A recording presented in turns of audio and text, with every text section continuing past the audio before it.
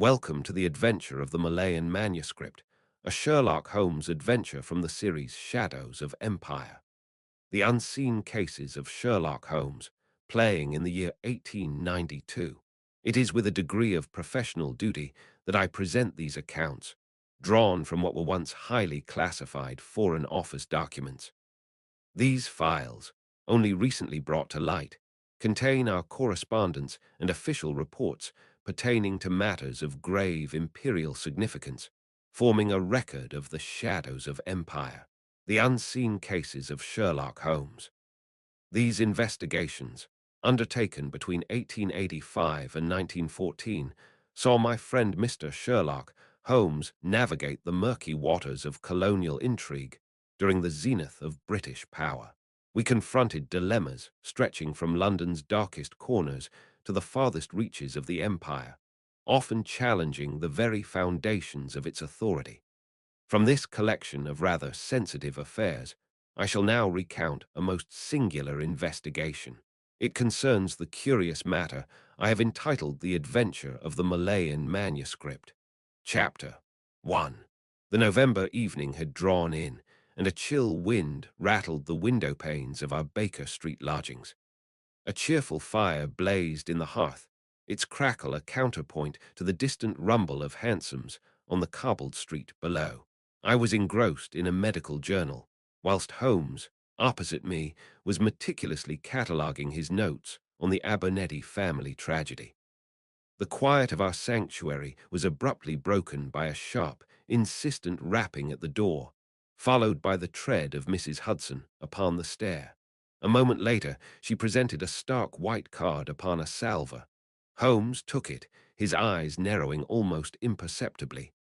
"Mycroft," Sherlock Holmes observed sharply. He murmured, a note of weary resignation in his voice. "This bodes ill for our quiet evening, Watson," remarked Sherlock Holmes. He rose, casting his papers aside. "Come, the game is afoot, and it is evidently of some urgency. My brother does not employ such peremptory summons for trivialities."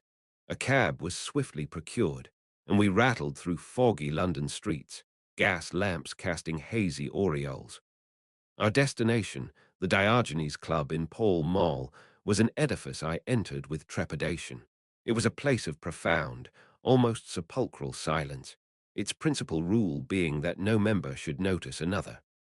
The immobile porter admitted us with a silent nod, the heavy oak door closing with a soft, decisive thud, sealing out the city's clamor. We were ushered into a private chamber, sparsely furnished, but for a large desk and several stern portraits upon the walls. There, before a meager fire, sat Mycroft Holmes. His considerable bulk seemed to fill the armchair, and though his eyes were heavy-lidded, the keen intellect within was unmistakable. He gestured towards two vacant chairs with a languid hand, the only sound the faint rustle of his starched cuffs. His voice when he spoke was low and measured, yet carried the weight of authority. "Sherlock," remarked Mycroft Holmes. Mycroft intoned, his voice low but carrying. "Dr. Watson, I trust your journey was not unduly inconvenient." He paused, his gaze sharpening. "An unfortunate matter has arisen which requires your particular talents, Sherlock," responded Mycroft Holmes. The air in the room felt heavy with unspoken concerns. Sir Alan Carmichael, a colonial administrator recently returned from Malaya, was found dead in his Bloomsbury flat this morning. He had been controversial. Clutched in his hand was a manuscript written in the Jawi script. We have had it hastily examined. Its contents, should they become public, possess the potential to gravely inflame anti-British sentiment in the Straits Settlements, remarked Mycroft Holmes. My friend leaned forward, his customary languor vanishing. "The Straits Settlements, an area of considerable strategic importance, I believe," Sherlock Holmes noted. "Precisely," answered Mycroft Holmes. Mycroft affirmed, his tone grave. "Singapore, Penang, Malacca vital trade arteries, rich in tin and rubber. Unrest that would have far-reaching consequences for the empire." The Diogenes Club and others are anxious this affair be handled with utmost discretion and expediency. We must understand the manuscript's true significance and Sir Alan's demise, responded Mycroft Holmes. I confess, as Mycroft's words sank in, a shiver ran down my spine. This was far beyond any domestic crime we had encountered. The very stability of a vital colonial territory hung in the balance. Controversial, you said, Mycroft. In what manner was Sir Alan's administration contentious? Deduced Sherlock Holmes. Holmes's query was sharp, cutting to the heart of the matter. Reports suggest a robust handling of a local uprising before his recall, with accusations of excessive force. The manuscript, we fear, might fuel narratives painting British rule harshly. We must learn if his death connects to these Malayan affairs, or if it's an unrelated tragedy that inconveniently brought this document to light. Mycroft Holmes said. Holmes rose, his eyes bright with the thrill of the chase. A delicate intersection of personal tragedy and imperial politics. The problem is not without its points of interest. Very well, Mycroft, I shall investigate. Preserving stability in such a critical region is, as you imply, of no small import, observed Sherlock Holmes. A flicker of what might have been relief passed across Mycroft's usually impassive features. He produced a slip of paper from his waistcoat pocket. Excellent, Sherlock. Here is the address of Sir Alan Carmichael's flat in Bloomsbury. Inspector Gregson has secured the scene, but has been instructed to await your arrival before proceeding further. I suggest you make it your first port of call, Mycroft Holmes said. The hansom cab deposited us before a soot-stained Bloomsbury terrace. A uniformed constable stood at the door, his breath pluming in the chill morning air.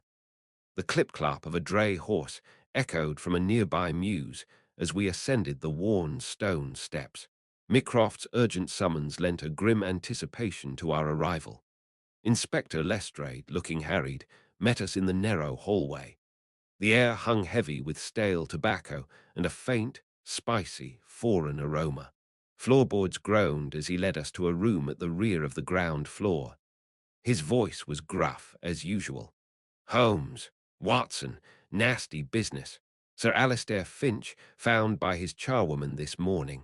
Looks like he put an end to it himself. Pistol by his side, door locked from within, remarked Inspector Lestrade. Holmes merely nodded, his keen grey eyes already sweeping the threshold. Locked, you say, Lestrade. And the key, replied Sherlock Holmes. In his pocket, just as you'd expect, Lestrade replied, with an air of weary certainty. Remarked Inspector Lestrade. We entered the study, a sombre room lined with books and dominated by a large mahogany desk. Sir Alistair lay sprawled in his chair, head slumped to one side. My gaze was drawn to the object clutched in his right hand, a roll of dark, unfamiliar parchment, tied with a silken cord. The Malayan manuscript Mycroft had mentioned, I presumed. Holmes, however, paid the manuscript little initial heed. He moved with swift, silent grace, his attention darting from carpet to window fastenings, then to the cold ashes in the fireplace. A low hum from the gas lamp, and the distant, mournful cry of a newsboy were the only sounds. He stooped suddenly, examining the rug near the desk. Interesting, he murmured, his voice quiet but distinct.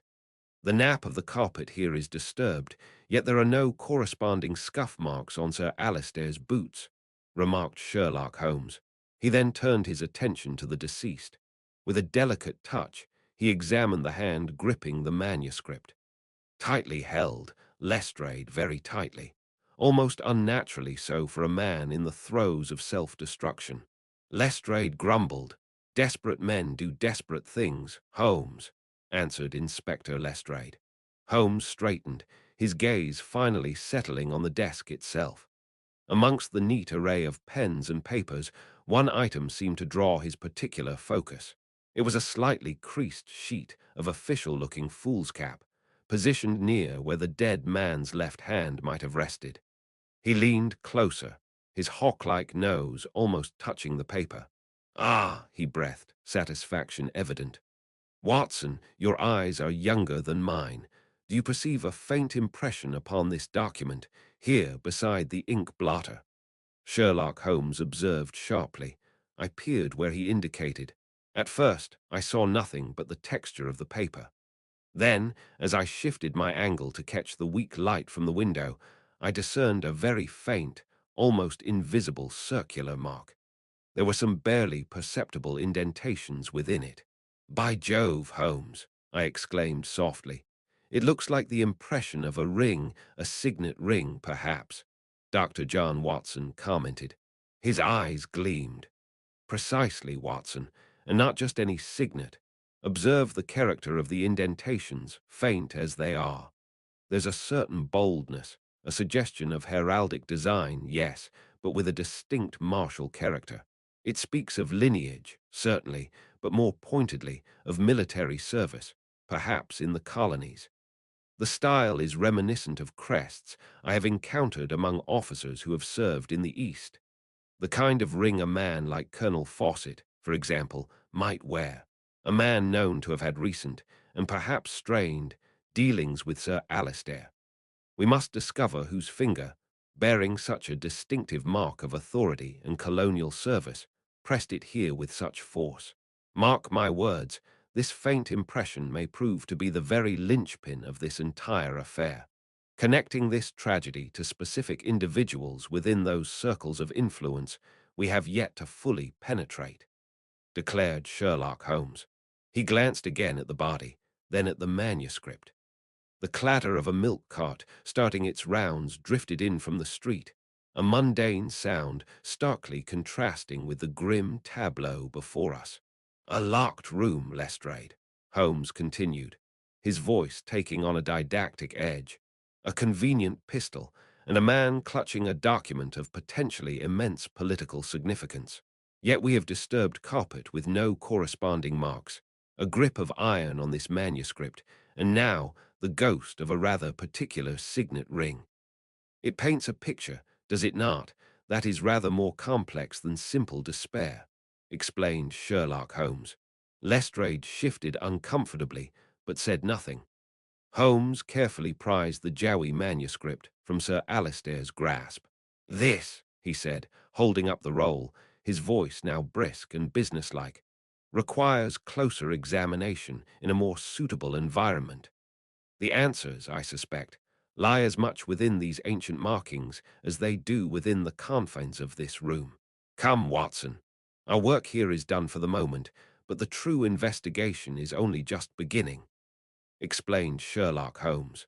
With a final, sweeping glance around the dead administrator's flat, Holmes turned, the mysterious manuscript in hand. The puzzle of Sir Alistair Finch's death, and the silent testimony of the signet ring's imprint promised a labyrinthine path ahead. It was a path I knew Holmes would tread with eager anticipation. The dim London afternoon cast long shadows into our Baker Street rooms. Below, the usual rumble of hansoms on the cobbles was a muted counterpoint to the intense quiet within. For hours, Holmes had been hunched over the peculiar Jawi manuscript. His brow was furrowed in concentration. A lens occasionally glinted in his hand as he scrutinized the unfamiliar script. The only sounds were the rustle of the brittle pages and the occasional sharp intake of his breath. A log shifted in the grate, sending a brief shower of sparks upwards. Holmes, however, remained oblivious, lost in the labyrinth of Eastern characters. Watson, he exclaimed suddenly, his voice sharp with rarely betrayed excitement, startling me from my perusal of the Strand magazine. This document is our primary clue from the unfortunate administrator's effects. It is not what it purports to be, Sherlock Holmes responded. He straightened then. His eyes gleamed with that familiar fire I knew so well, the fire that burned brightest when the game was afoot. He paced before the hearth, the manuscript held delicately in one hand. His energy seemed to electrify the very air of the room. Consider the language, my dear fellow. Here, explained Sherlock Holmes. He tapped a specific passage with a long finger. This phrase describes a supposed ambush. Serangan Hendap, it reads. It is a perfectly acceptable modern Malay term. I grant you that. However, it is utterly out of place in a document claiming to be from a century past.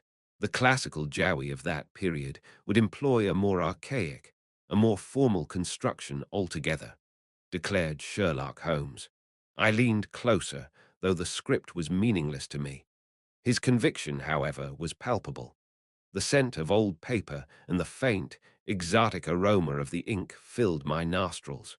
And the very fabric of the thing, he continued, his voice rising with enthusiasm. Observe the edges of this parchment. Yes, they are frayed, but their uniformity speaks of artificial distress, not the natural wear of decades.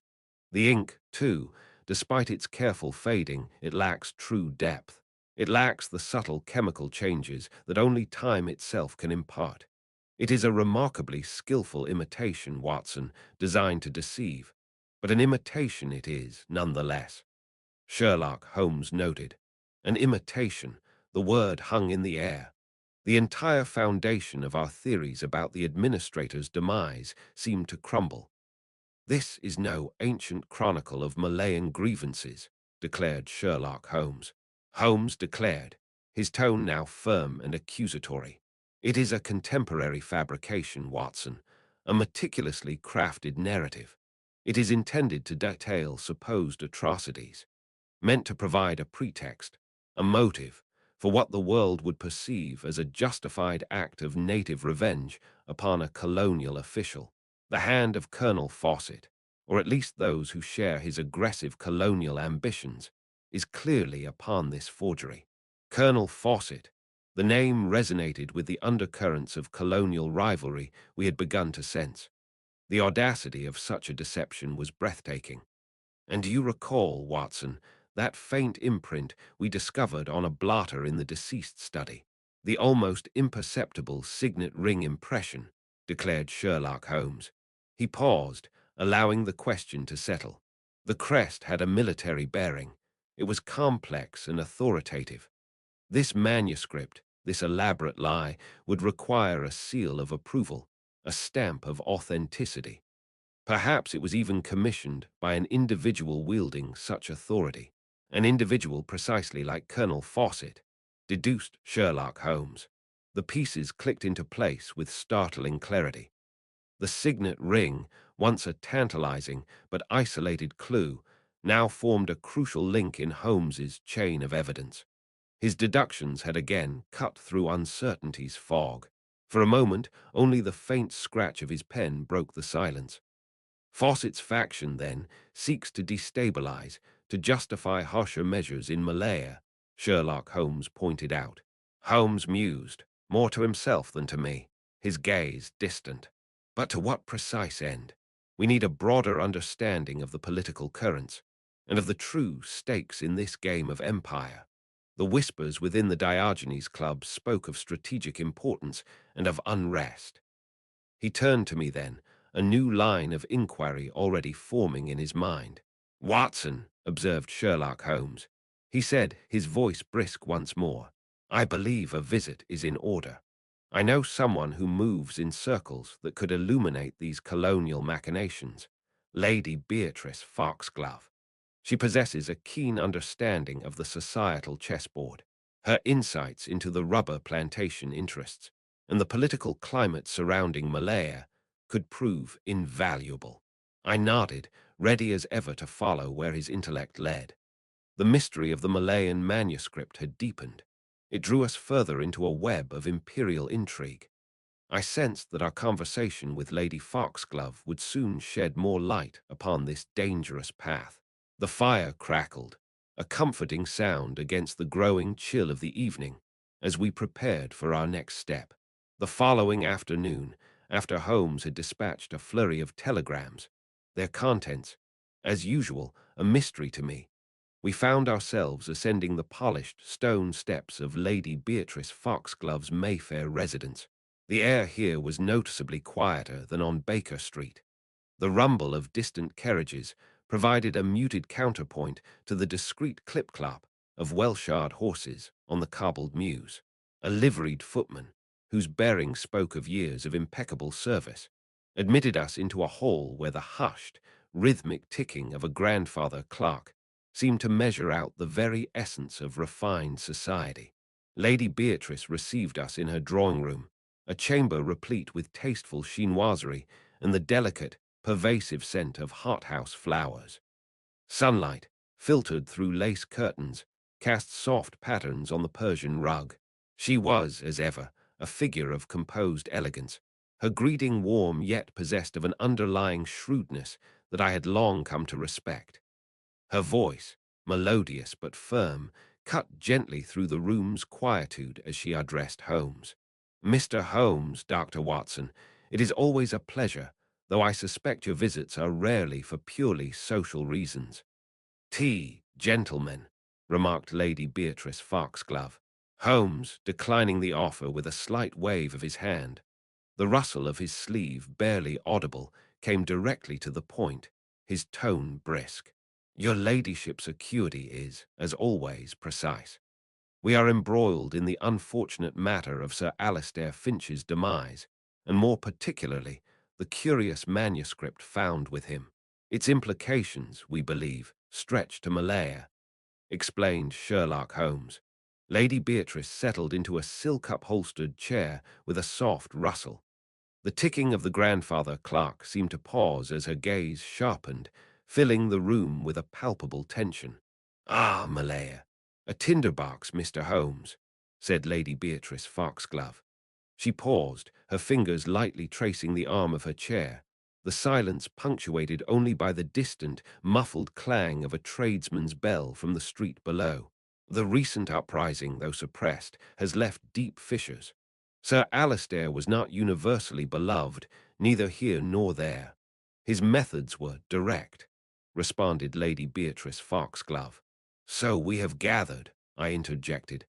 "But this manuscript, Lady Beatrice, it appears to be a fabrication designed to inflame tensions further," asked Dr. John Watson.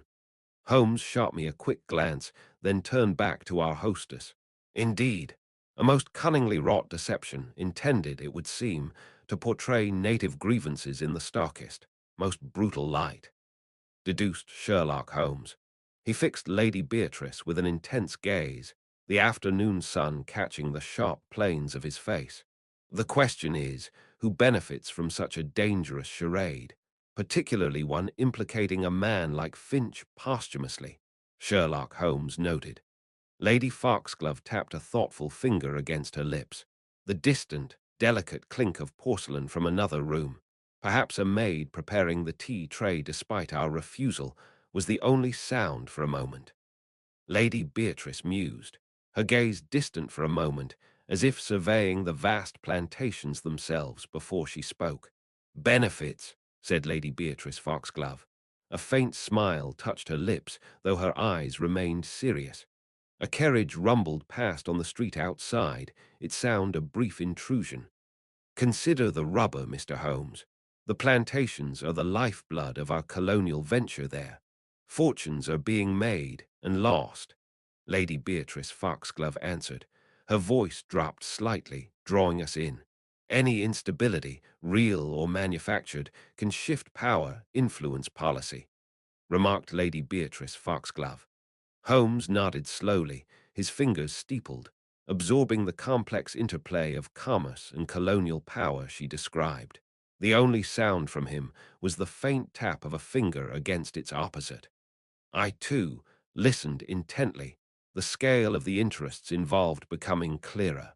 Lady Beatrice continued, her voice lowering slightly, a subtle emphasis on the name as she leaned forward conspiratorially, the scent of her perfume momentarily more pronounced. "And some, like Colonel Fawcett, advocate for a much firmer hand, believing leniency invites rebellion," Lady Beatrice Foxglove replied. The name, when spoken, seemed to carry a chill into the warm room. "Such a document, if believed, would bolster their arguments immensely," replied Lady Beatrice Foxglove.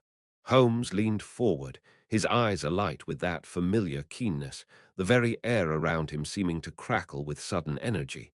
He mused, his eyes narrowing. Fawcett, a name that keeps surfacing. The signet ring bore his crest, a detail of mounting importance. Sherlock Holmes observed sharply.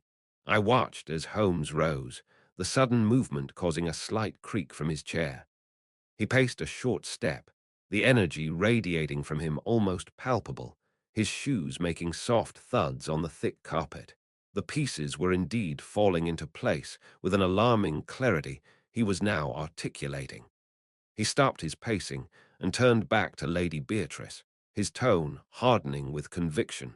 If his aim was to discredit Finch, or worse, justify harsher colonial measures, this fabricated manuscript would suit perfectly. He paused, his gaze fixed on some distant point beyond the window, as if visualizing the colonel's machinations. The grandfather clock in the hall chimed the quarter hour, its mellow tones a counterpoint to Holmes's sharp deductions. He'd emerge as the iron fist needed to quell unrest, declared Sherlock Holmes. The pieces were beginning to form a more coherent, if disturbing, picture in my own mind. The political machinations Lady Beatrice described painted a landscape far more treacherous than I had initially imagined. Lady Beatrice's voice, when she spoke again, held a distinct note of caution, and she picked up a small ivory letter opener from the nearby table, turning it over in her fingers. Colonel Fawcett is ambitious, and I fear possesses fewer scruples than one might wish for in a man of his position. Lady Beatrice Foxglove replied.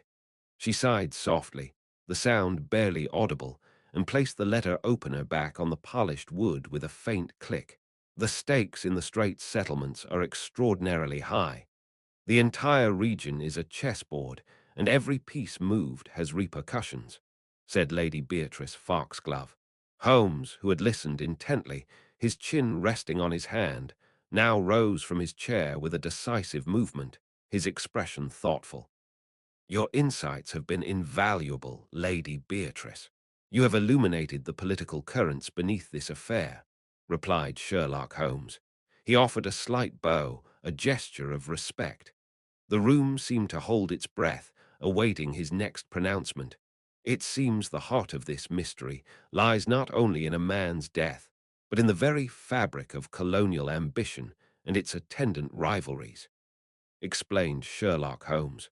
He paused again, then his focus sharpened as he moved towards the next logical step in his investigation. There is a Miss Evelyn Hayes, an anthropologist who corresponded with Sir Alistair. Her perspective on Malayan culture might provide the next thread. Sherlock Holmes noted. Lady Beatrice nodded slowly. Miss Hayes, yes. A rather idealistic young woman, I believe. She may offer a view untainted by political expediency, replied Lady Beatrice Foxglove. As we took our leave, the heavy oak door closing behind us with a soft thud, the weight of empires and the intrigues they fostered seemed to hang heavy in the Mayfair air, a stark contrast to the quiet, sun-dappled elegance of Lady Foxglove's drawing-room. Following our unsettling interview with Lady Foxglove, Holmes, with that familiar spark of determination in his eye, announced our next destination. Miss Evelyn Hayes. This was the young anthropologist whose correspondence with Sir Alistair Finch had so intrigued him. Thus, the subsequent afternoon saw me, as was often my lot, navigating the hallowed precincts of University College in Holmes's wake. The ancient quadrangle seemed to breathe history. The very flagstones beneath our boots, worn smooth by generations of scholars, echoed with whispers of intellectual endeavor.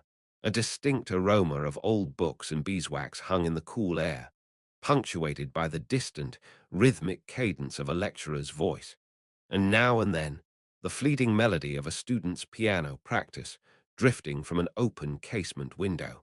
Our own footfalls rang out, with a sharp clarity in the otherwise studious quiet. Miss Hayes's office, when we found it, was situated high in a more modern annex, its clean lines a surprising counterpoint to the weathered grandeur of the older college buildings. Though modest in size, the room was a veritable cabinet of curiosities, a miniature museum dedicated to distant cultures.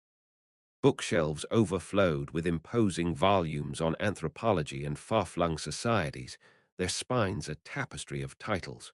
One entire wall was dominated by large-scale maps of the Malay archipelago, dotted with precise annotations. Her desk and the surrounding shelves were adorned with an array of intricate carvings and brightly colored beadwork, each piece, I surmised, holding a personal significance. The predominant sound upon our entry was the sonorous, metronomic ticking of a grandfather clock, somewhere in the hushed corridor beyond.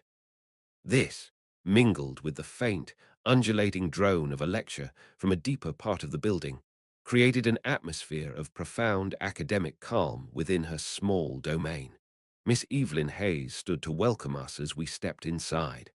I estimated her age to be no more than 25. Her eyes, strikingly clear and intelligent, met ours with a directness that bespoke a keen mind, while her overall demeanor conveyed a quiet, scholarly conviction. Her handshake was surprisingly firm, her manner forthright, though a touch of academic reserve tempered her greeting. When she spoke, her voice was as steady and clear as her gaze, possessing a pleasing, almost lyrical quality. "Mr. Holmes, Dr. Watson, please do come in. I received your card. How may I be of assistance?" remarked Miss Evelyn Hayes. Holmes inclined his head politely. His keen eyes, as I had come to expect, were already making a comprehensive sweep of the room, absorbing and cataloguing every minute detail with their usual astonishing rapidity. "Miss Hayes, we are investigating the circumstances surrounding the unfortunate demise of Sir Alistair Finch. We understand you were in correspondence with him," observed Sherlock Holmes.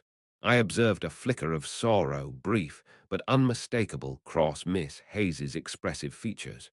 When she replied, her voice was tinged with a genuine and profound sadness. "Indeed, I was. His death came as a terrible shock.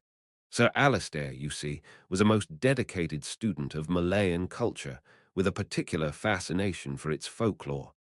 Our correspondence revolved chiefly around these topics. He had a remarkable mind, though his curiosity could, at times, be rather unconventional," replied Miss Evelyn Hayes. "Unconventional, you say? In what manner?" replied Sherlock Holmes. Holmes leaned forward a fraction, his interest visibly sharpening. I recognized that familiar, intense glint in his eyes, the look he wore when a scent was caught. He seemed less interested in the purely academic classifications, the dry cataloging of facts, "you understand," replied Miss Evelyn Hayes. She paused, her brow furrowing slightly as she sought the precise words, her gaze drifting towards the maps on her wall, as if seeking inspiration there. It was more the spirit of the tales that captivated him, the underlying beliefs, the cultural currents that shaped their very essence. He frequently inquired about narratives concerning power, hidden knowledge, and particularly the moral responsibilities of those who wield such influence, said Miss Evelyn Hayes. I saw Holmes nod slowly, his gaze fixed with an almost magnetic intensity upon a particular manuscript lying open on her crowded desk. A Jawi primer, I deduced from the elegant, unfamiliar script. For a long moment, the only sound disturbing the room's stillness, aside from the relentless ticking of the corridor clock, was the faint, almost imperceptible scrape of Holmes shifting his weight in his chair, a tiny noise that seemed to resonate in the profound quiet. "And did any specific legends feature prominently in your discussions, Miss Hayes? Perhaps something pertaining to ancient writings or symbols of authority?" Sherlock Holmes noted. Miss Hayes tilted her head, her expression thoughtful as she carefully considered Holmes's pointed question. "There was one recurring theme Sir Alistair found particularly captivating, tales of what are known locally as Hikyat Kedalan," responded Miss Evelyn Hayes. She pronounced the Malay words with a quiet fluency that spoke volumes of her deep immersion in the subject, her gaze distant as if picturing the very chronicles themselves. "The Chronicle of Justice, one might translate it. It's not a single, definitive text, Mr. Holmes, more an evolving tapestry of oral traditions and fragmented ancient writings passed down through generations. Miss Evelyn Hayes said. She made a slight, encompassing gesture with her hand, as if attempting to convey the very elusiveness of the concept. The steady, rhythmic beat of the corridor clock seemed to mark time with her contemplative silence. These traditions speak of a righteous ruler from antiquity whose wisdom was enshrined in certain symbols, Miss Evelyn Hayes said. Holmes listened with rapt attention, his gaze unwavering and fixed upon her. The only other sound in that quiet room was the soft, dry rustle of a page turning as Miss Hayes idly shifted a nearby book on her paper-strewn desk. And crucially, these traditions warn how misinterpreting or misusing these potent symbols could bring not just personal ruin, but devastation to the land and its people, replied Miss Evelyn Hayes. Her voice lowered slightly as she spoke, taking on a more serious, almost solemn timbre that underscored the gravity of the legends. Sir Alistair was particularly intrigued, I might even say preoccupied, with how such a chronicle, such a powerful concept, might be reactivated, as he termed it, within the challenging realities of the modern colonial world. Miss Evelyn Hayes said. Holmes straightened in his chair, and I saw that unmistakable, intense gleam, the hunter's spark, illuminate his eyes. His attention then shifted, and he gestured with a slender finger towards a small, intricately carved wooden box resting on a nearby side table. Its dark, polished wood was a striking contrast to the surrounding clutter of academic papers. A beautiful piece, Miss Hayes. From the Malay Peninsula, I presume, explained Sherlock Holmes. He picked up the box with a delicate touch, his long fingers tracing the elaborate carvings with evident appreciation. Even from my position, I could discern the coolness of the aged wood, and more faintly, an almost imperceptible, yet distinctly exotic, aroma of spices clinging to it. The carving style is quite distinct Kenya, I should venture, or perhaps from a related Dayak group. Yet, there's an unusual motif here, almost Javanese in its intricate detail. Sir Alistair sent this to you, did he not?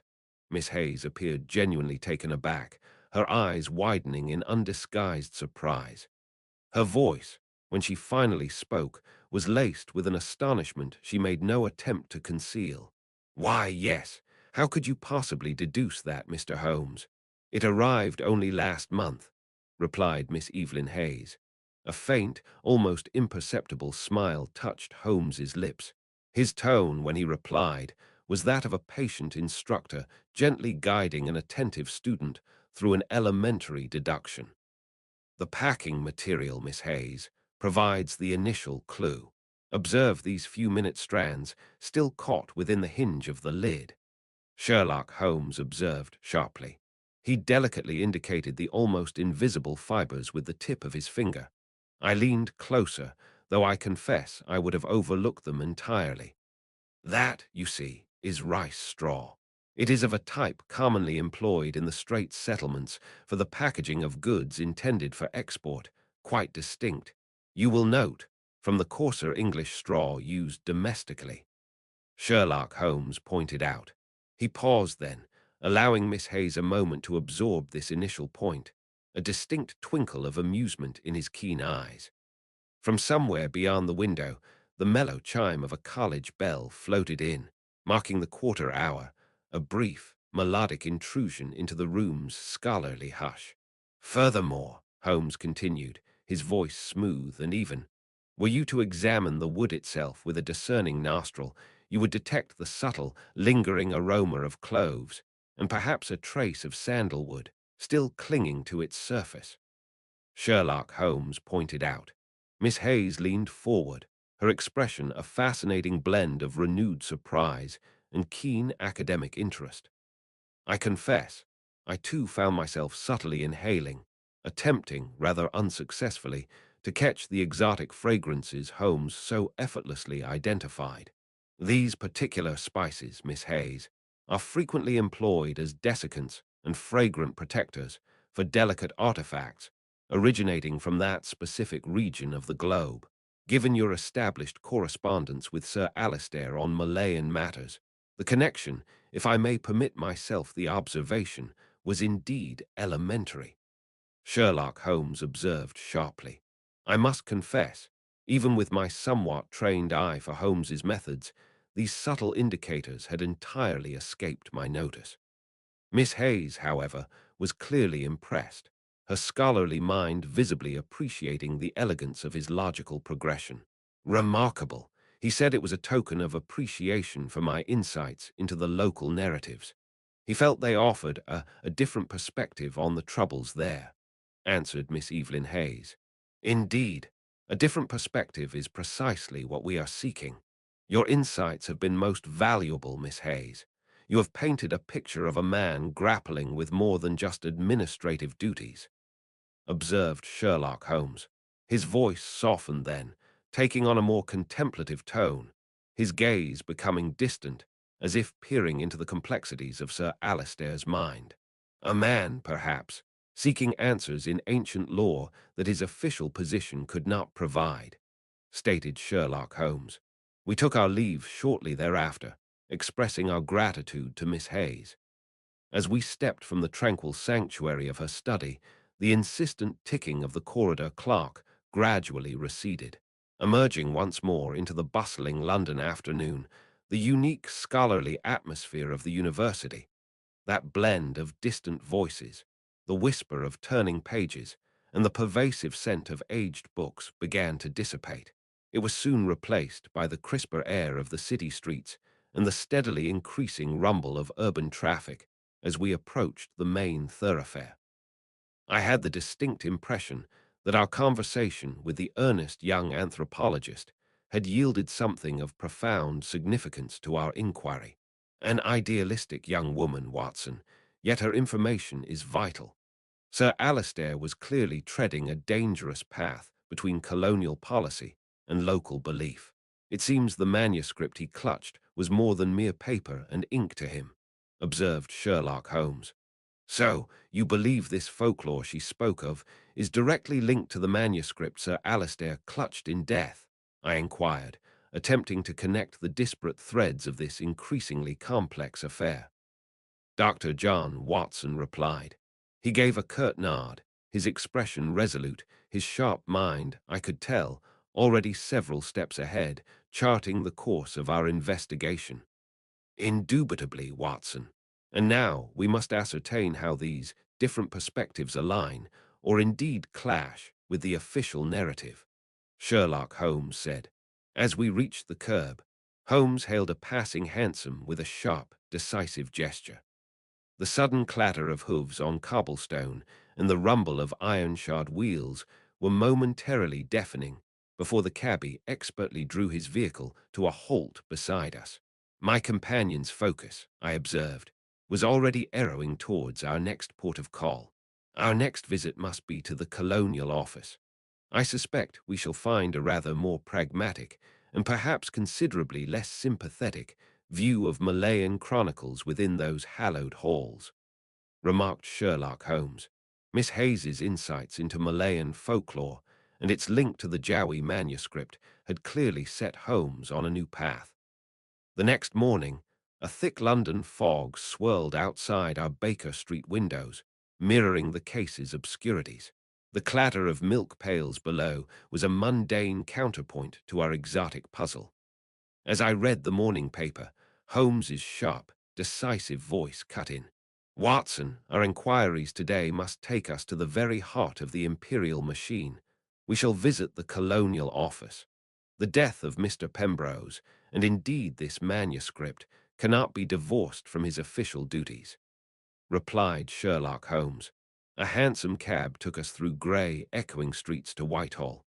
The colonial office stood before us, grand and imposing. Inside, cool air carried the faint, dry scent of old paper and sealing wax. A hushed efficiency filled the halls. Clerks moved quietly, their footsteps soft on polished stone floors, and the scratch of pens was a constant, low hum. After a brief exchange with a junior secretary, his clipped tones reflecting his station, we were shown into a waiting area. The rhythmic tick-tock of a grandfather clock in the corridor was the loudest sound, marking the minutes with a steady beat. Soon a door opened. A tall man of military bearing and rigid posture entered. His mustache was impeccably groomed, his eyes a pale, assessing blue. The junior secretary announced deferentially, "Mr. Sherlock Holmes and Dr. Watson to see Colonel Fawcett." Colonial office staff replied. His voice, firm with a parade ground resonance, filled the quiet office. "Holmes, is it? What brings you to meddle in colonial affairs?" Pembrose's death was regrettable, but hardly a matter for unofficial investigation, replied Colonel Reginald Fawcett. His gaze was direct, yet I detected a flicker of unease beneath his composure. Holmes met his stare evenly. "Colonel Fawcett, I meddle where mystery calls.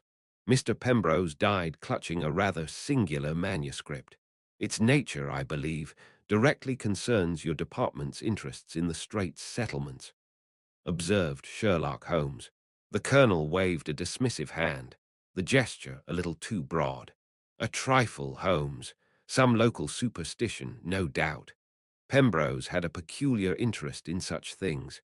Frankly, his methods in Malaya were unorthodox, caused more trouble than they were worth," said Colonel Reginald Fawcett. Holmes leaned forward slightly, his eyes narrowing. I noticed a faint, reddish-brown stain on the colonel's otherwise immaculate white shirt cuff, a detail Fawcett himself seemed to miss. Holmes spoke with a quiet intensity, making the colonel shift uncomfortably. "Unorthodox, perhaps, yet effective enough to quell an uprising, I understand. And this manuscript, Colonel, you seem remarkably certain of its insignificance. Have you, by chance, examined it yourself?" Sherlock Holmes pointed out. Fawcett's reply was a shade too quick, his tone hardening. "I am a busy man, Mr. Holmes. I rely on reports. The official view is that Pembrose took his own life, tormented by his actions. The manuscript is irrelevant," responded Colonel Reginald Fawcett. Holmes rose, and I followed. The interview seemed over, yet I knew my friend had gleaned more than the colonel intended. As we walked back into the echoing corridor, the scent of floor polish and old ledgers heavy in the air, Holmes was briefly silent. Holmes murmured, his voice low, "Observe, Watson. The good colonel protests too much, and with an ill-concealed agitation. That stain on his cuff, not ink nor wine. It is laterite, Watson, the characteristic red soil of Malaya. Curious for a man who claims to rely solely on reports from afar," Sherlock Holmes pointed out. "Good heavens, Holmes, you mean he has been there recently, or handled something directly from there?" Dr. John Watson said. Holmes's lips curved into a grim smile. "Precisely, and his eagerness to dismiss the manuscript, coupled with his animosity towards Pembrose. A pattern begins to emerge, Watson. A pattern of suppression and, I suspect, direct involvement. Our next conversation must be with someone who understands the Malay perspective more intimately. We shall call upon Raja Iskandar," observed Sherlock Holmes. The prospect of meeting the Malay noble, whose allegiances were uncertain, added further intrigue to the case's deepening shadows. The game, as Holmes would say, was most decidedly afoot. The Diogenes Club, Mycroft's somber retreat, offered a private room paneled in dark wood, its profound quietude broken only by the distant, rhythmic tick-tock of a grandfather clock in the hall and the muffled rumble of carriages on Pall Mall. Holmes, pacing the plush carpet, was still dissecting our encounter with Colonel Fawcett, whose veiled hostility was a fresh irritant. "Fawcett's dismissal of the manuscript speaks volumes, Watson," he murmured. "His words conceal far more than they reveal," Sherlock Holmes responded. A discreet tap at the heavy oak door, followed by its soft opening, announced Raja Iskandar. He entered with fluid dignity, his European attire impeccable, yet his dark, intelligent eyes spoke of another world. A faint, distinct scent of cloves seemed to accompany him, subtly perfuming the still air of the room. "Raja Iskandar and Anna, pray be seated. We value your time," observed Sherlock Holmes. "Mr. Holmes, Dr. Watson." His English was precise, with a musical lilt. "I am prepared to assist in any way regarding Mr. Armitage's death," Raja Iskandar answered. The Raja inclined his head, the leather of his armchair creaking softly as he settled. As Holmes began to speak of Malaya, guiding the conversation with subtle skill, I saw a flicker in the Raja's eyes, a subtle tightening of his lips that betrayed an inner tension beneath his outwardly calm and composed demeanor. "Mr. Armitage's administration in Malaya, Raja, caused friction, I understand, particularly concerning the recent uprising," replied Sherlock Holmes. "Colonial rule is seldom smooth, Mr. Holmes," the Raja replied, his tone measured. "Armitage had strong convictions. That manuscript he held, it embodies our history, our identity. Potent symbols, especially when a people feel their voice is unheard." His gaze met Holmes's directly, a silent challenge, said Raja Iskandar. "Unheard, or silenced perhaps in pursuit of imperial stability." Holmes's question was soft, yet it seemed to cut through the quiet air of the club room. Sherlock Holmes said, "Stability often serves its architects, Mr. Holmes. The yearning for self-determination is a powerful tide in any land." Raja Iskandar said. Holmes leaned forward slightly, the old wood of his own chair groaning faintly under the movement, his fingers steepled. The faint aroma of his shag tobacco, a familiar comfort, seemed almost an intrusion in this refined setting, yet it underscored his intense focus. "You speak with diplomatic skill, Raja, yet your words burn with a patriot's fire. This manuscript, is it not more than a symbol, a beacon, perhaps, for aspirations?" declared Sherlock Holmes. A slow, knowing smile touched the Raja's lips, though not his thoughtful eyes. "Mr. Holmes, your insight is renowned. Words indeed hold power. My people remember their heritage. They aspire to shape their own destiny. To deny this would be untruthful," Raja Iskandar answered. The Raja's words, though elegantly veiled, rang clear in their implication. With a few more carefully chosen pleasantries, he took his leave. As the door closed behind him, the lingering scent of cloves hung in the air, a final whisper of his presence. "A patriot, Watson, treading a perilous path," Holmes mused, as the Raja's departing footsteps faded down the carpeted corridor. "He seeks Malayan independence, undoubtedly, but with caution. The manuscript is vital, yet his words, however suggestive, are not enough. We need tangible proof, something to connect these simmering currents to men like Colonel Fawcett," replied Sherlock Holmes. "So, what is our next step, Holmes?" I asked, already anticipating the familiar gleam of pursuit in his eye. Dr. John Watson replied. "To the Colonial Office Archives, Watson," he declared, his voice suddenly energized, all languor gone. "Fawcett's Malayan service records await. They will, I fancy, illuminate much that is obscure," remarked Sherlock Holmes. Raja Iskandar's interview left me with a sense of veiled intentions, but Holmes, as ever, had distilled a clear course of action. The clatter of hooves on the embankment the next morning seemed to echo his decisiveness as we departed. His voice was crisp, cutting through the morning chill. "The Colonial Office Archives, Watson. It is there we shall find the true ledger of Malayan affairs, and perhaps the shadow of Colonel Fawcett," Sherlock Holmes responded. We entered the Colonial Office Archives, a vast, hushed labyrinth.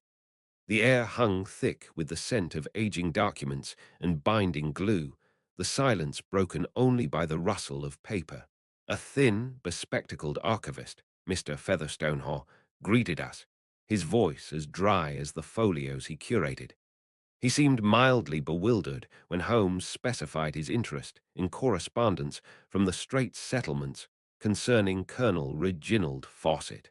He adjusted his spectacles, his tone hesitant. "Colonel Fawcett, sir. An extensive search, I should imagine. His service was varied," said Mr. Featherstonehaugh.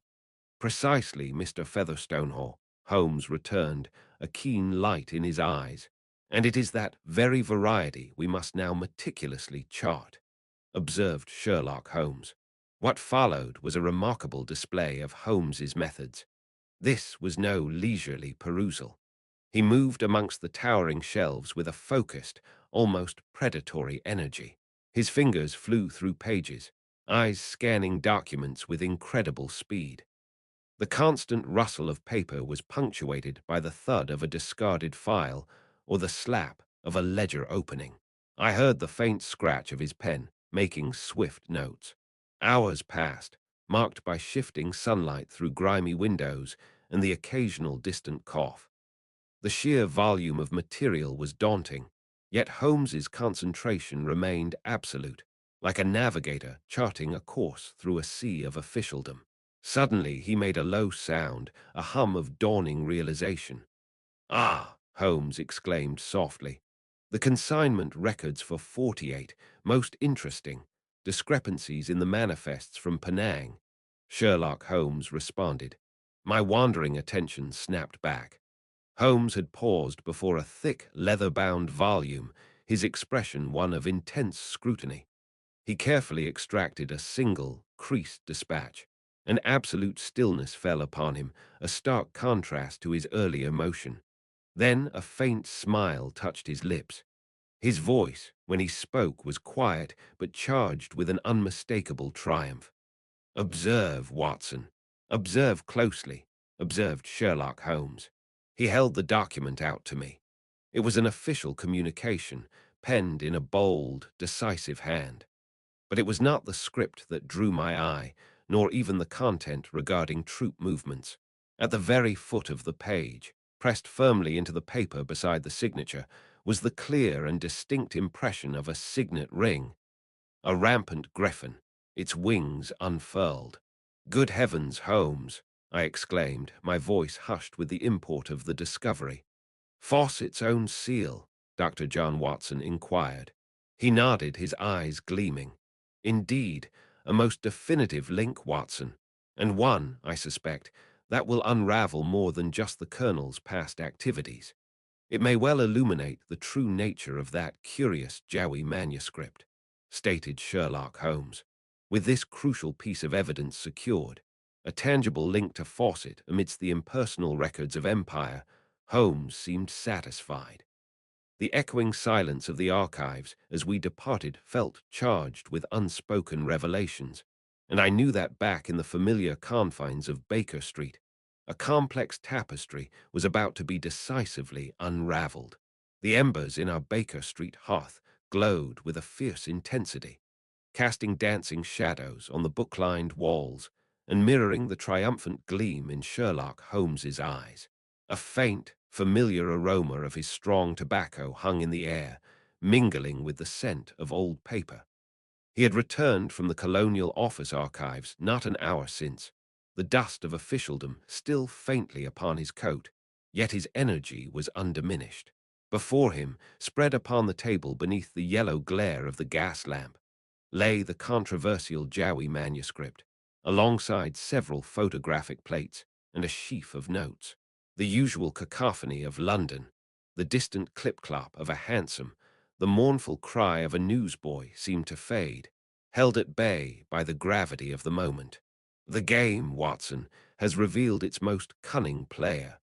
This manuscript, which has caused such consternation at the Diogenes Club and threatened to ignite a diplomatic firestorm, is an impostor," Sherlock Holmes said. I leaned forward, my gaze fixed upon the elegant, yet somehow sinister, script. The air in the room was thick with anticipation, the silence punctuated only by the soft rustle of paper as Holmes selected a particular document from his collection of evidence. "An impostor, Holmes, but the experts, the script itself," Dr. John Watson added. "The script is clever, Watson, a masterful imitation, yet it is precisely that, an imitation. Observe the paper. It claims to be as old as ancient Malayan law, but under magnification, the fibers tell a different tale. They reveal a wood pulp content unknown in that region before the mid-19th century. A small detail, perhaps, but most telling, remarked Sherlock Holmes.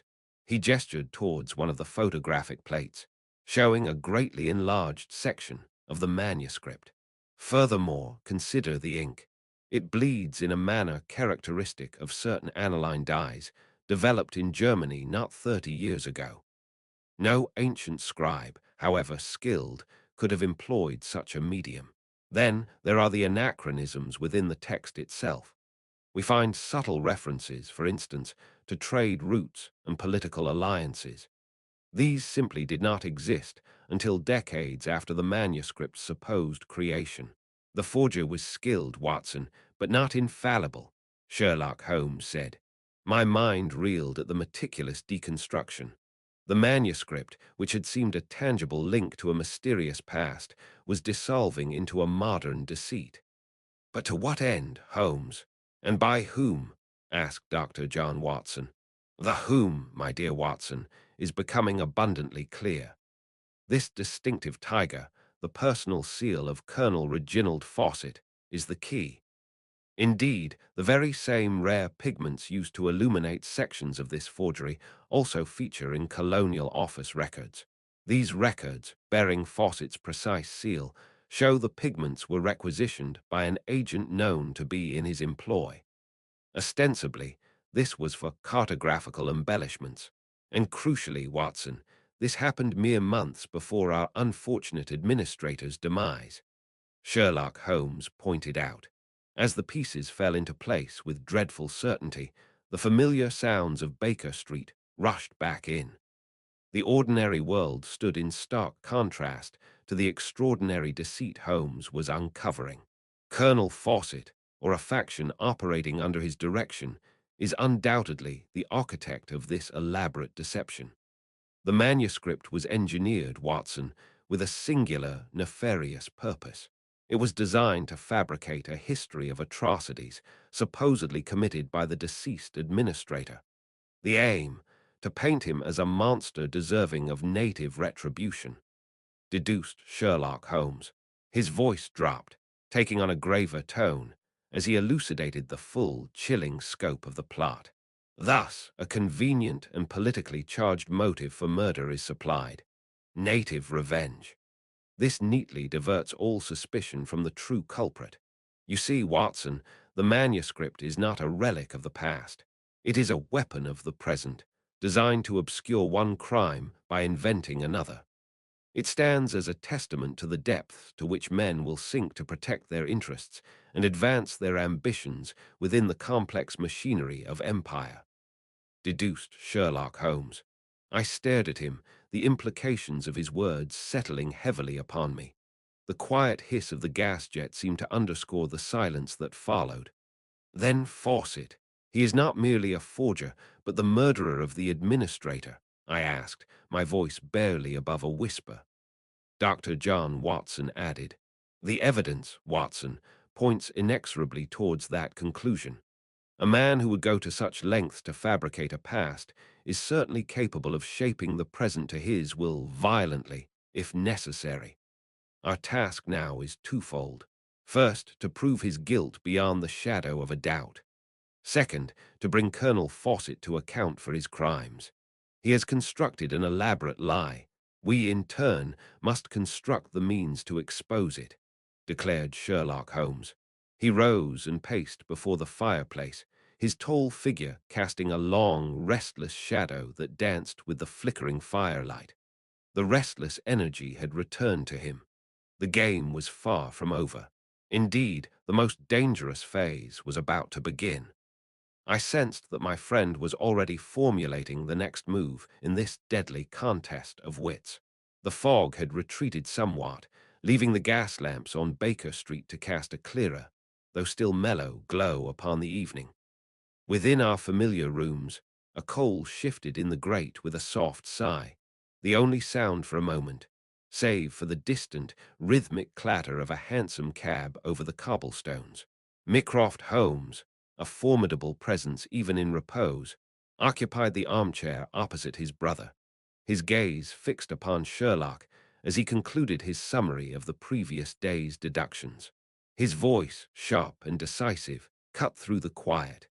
And so, the Jawi manuscript, far from being an ancient cry for vengeance, reveals itself as a most modern and malicious artifice, replied Sherlock Holmes. He paused, his gaze sweeping towards me, ensuring I grasped the enormity of the deception. The fire crackled softly, a counterpoint to the gravity of his words. Its purpose, Watson, he continued, his tone hardening, was to paint poor Sutton as a brute, thereby manufacturing a motive of native retribution to obscure the true killer, Colonel Reginald Fawcett. Mycroft Holmes nodded slowly, his fingers steepled. The very air about him seemed to carry the weight of governmental deliberation. His tones were measured, almost ponderous. A plausible theory, Sherlock. Fawcett has long advocated for a more robust approach in the Straits, remarked Mycroft Holmes. Mycroft adjusted his spectacles, a slight frown creasing his brow as he considered the implications. A carriage rumbled past outside, its wheels momentarily louder in a lull in their conversation. Sutton, for all his flaws, Mycroft resumed, represented a more moderate, if occasionally misguided, influence. Removing him and discrediting his methods would certainly serve Fawcett's ambitions, said Mycroft Holmes. Precisely, Mycroft. Fawcett underestimated Sutton. I suspect our unfortunate victim had begun to uncover either the Colonel's corrupt dealings or the brutal nature of his proposed policies. Sherlock Holmes noted. Holmes tapped his fingers together, a familiar sign of his mind racing towards a solution. The scent of his strong tobacco hung faintly in the air. The manuscript, a desperate attempt at misdirection. And now, brother mine, we shall use that very desperation to ensnare the Colonel, Sherlock Holmes said. Holmes sprang to his feet, his restless energy palpable as he strode across the room. The floorboards protested softly beneath him, the sound emphasizing the stark contrast with his brother's statue-like repose. We require a stage, Watson, and an irresistible lure. I propose the Malayan embassy. The Malayan embassy, I queried, somewhat taken aback. Is that wise, Holmes, considering the sensitivities? Dr. John Watson said. He paused, a glint in his eye. It is ideal. It provides a neutral yet highly relevant setting, replied Sherlock Holmes. He gestured expansively, as if already picturing the scene. From the street below, a newsboy's cry, faint and indistinct, drifted up. More importantly, Holmes elaborated, it allows for the presence of Raja Iskandar. He is, I am assured, most keen to see the truth of colonial machinations brought to light, especially those that tarnish his homeland's name or exploit its people.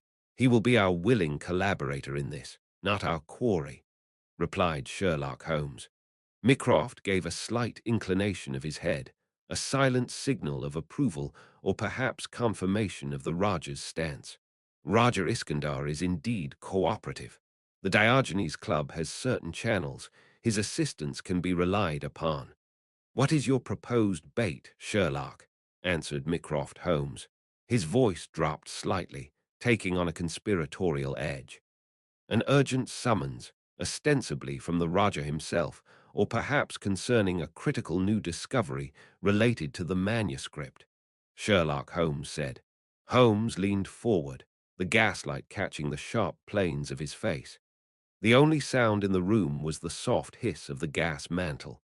It must suggest that information has surfaced which directly threatens Colonel Fawcett's operations in Malaya, his reputation, perhaps even his liberty, remarked Sherlock Holmes. He paused for effect, letting the weight of his words sink in. I could almost see the gears of the trap clicking into place in his mind. Something so alarming, he concluded, his voice a low thrum, that he would feel compelled to attend immediately, to control the narrative, to suppress the damage, explained Sherlock Holmes. He picked up a telegraph form from his desk, the paper crinkling in his hand. The message will hint at irrefutable proof of his duplicity, perhaps even linking him directly to the manuscript's fabrication, or worse, stated Sherlock Holmes.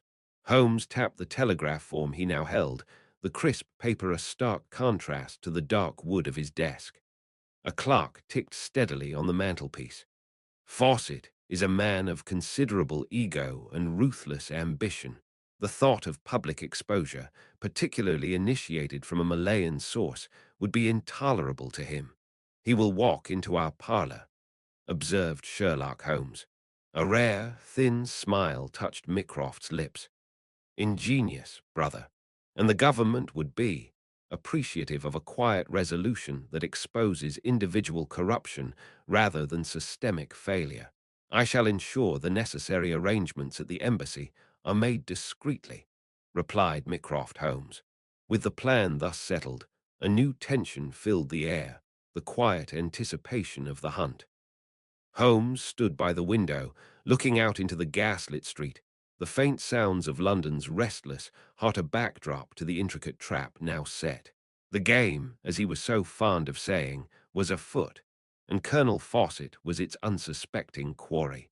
The Malayan embassy, a grand edifice in a quiet London square, possessed an air of exotic solemnity that I confess I found both impressive and somewhat unnerving. We were ushered into an appointed chamber where the scent of sandalwood, a fragrance I associated with distant, sun-baked lands, mingled faintly with the more familiar aroma of beeswax polish. Heavy damask curtains muted the city's clamor, lending a hushed expectancy to the room. Raja Iskandar, a figure of immense dignity in his traditional attire, sat composed, his dark eyes watchful, betraying nothing of his thoughts. Beside him, Holmes's brother Mycroft, ever the embodiment of discreet governmental power, observed the proceedings with that impassive countenance I had come to know so well, a mask that rarely slipped. Holmes himself stood near the ornate fireplace, his tall, spare figure silhouetted against the low light. I recognized at once the familiar tension in his posture, that quiet hum of intellectual energy that always signaled an impending denouement. The only sound for a moment was the soft tick of a grandfather clock in the hall beyond, its rhythmic pulse seeming to measure out the seconds before the inevitable confrontation. We had not long to wait. Presently, my ears, sharpened by many such vigils with Holmes, caught the firm, rather heavy tread of footsteps approaching along the polished corridor. The door opened, and a liveried attendant announced Colonel Reginald Fawcett. He entered with a show of brisk confidence, yet I fancied I detected a flicker of unease in his eyes as they swept over our assembled company. He offered a curt nod to Mycroft and Raja Iskandar, his gaze lingering for a moment longer, and with a touch more apprehension, I thought, upon my friend. An urgent summons, I was told. I trust this is of genuine import, gentlemen, said Colonel Reginald Fawcett. Of the gravest import, Colonel Fawcett. It concerns the late Sir Arthur Cunningham and a certain manuscript found in his possession, Sherlock Holmes said. I kept my gaze fixed upon Fawcett. His initial display of composure seemed to stiffen perceptibly at Holmes's words, and I noted his florid complexion deepen a shade. He made a dismissive gesture with his hand, but it lacked any real conviction. A tragic affair, of course, but I fail to see how it involves me to such an extent as to warrant this assembly. Colonel Reginald Fawcett answered. Let us begin with a small token, Colonel. This signet ring. It was found not upon Sir Arthur's person, nor amongst his effects, but rather pressed into the soft earth beneath his window, as if dislodged in a hurried departure. Its device, I believe, is familiar to you, observed Sherlock Holmes. As Holmes produced the ring, I observed Fawcett's reaction keenly. The colonel's face, once flushed with assumed indignation, now drained of all color. His eyes, fixed upon the glinting crest, widened in unmistakable recognition and fear. I may have lost such a ring some time ago. It signifies nothing, responded Colonel Reginald Fawcett. Perhaps, But let us turn to the manuscript itself. A fascinating document purporting to be a historical account from Malaya, one that would undoubtedly inflame passions and discredit certain British interests. However, upon closer examination, it reveals itself not as a relic, but as a rather clever, yet ultimately flawed fabrication. Sherlock Holmes pointed out. Holmes then gestured to a nearby table where the controversial manuscript lay. I saw Raja Iskandar lean forward, his expression intent, his dark eyes fixed upon the document that had caused so much turmoil. A fabrication, Mr. Holmes. You are certain of this, said Raja Iskandar. The paper and ink, Colonel, betray modern origins despite their aged appearance. But it is the Jawi script that condemns you. The pressure, flow, and subtle quirks of the characters match your official dispatches precisely. A forger may imitate style, Colonel, but the hand's ingrained habits are far harder to disguise. This instrument of misdirection was penned by you, observed Sherlock Holmes. So this document, which threatened to spill more of my people's blood, was a mere fabrication. A deception from the start, Raja Iskandar answered. At Raja Iskandar's pointed words, following so swiftly upon Holmes's irrefutable exposure, I watched as the color drained completely from Fawcett's face, leaving it a sickly, mottled gray. He opened his mouth, as if to protest, but no sound emerged. The silence in the room was profound, broken only by the distant rumble of a carriage passing on the street outside. A mundane sound from a world far removed from the intense drama unfolding within those embassy walls. Sir Arthur Cunningham, I surmise, discovered your deception, Colonel. He realized the true nature of this manuscript, not an ancient call to arms, but a tool you intended to use, perhaps to discredit rivals, or even to incite unrest that you could then heroically quell, thereby enhancing your own reputation for stern governance in the eyes of Whitehall. Sherlock Holmes observed sharply. A dangerous game, Colonel, playing with the stability of the Straits Settlements for personal advancement, said Mycroft Holmes. Sir Arthur threatened to expose you, did he not? And so you silenced him. You then planted this forgery, this carefully constructed lie, hoping it would be seen as the motive for an act of Malayan vengeance, thus diverting all suspicion from yourself, explained Sherlock Holmes. The fight seemed to drain from Fawcett entirely. He slumped into the nearest chair, his once robust frame suddenly appearing deflated, all bluster gone.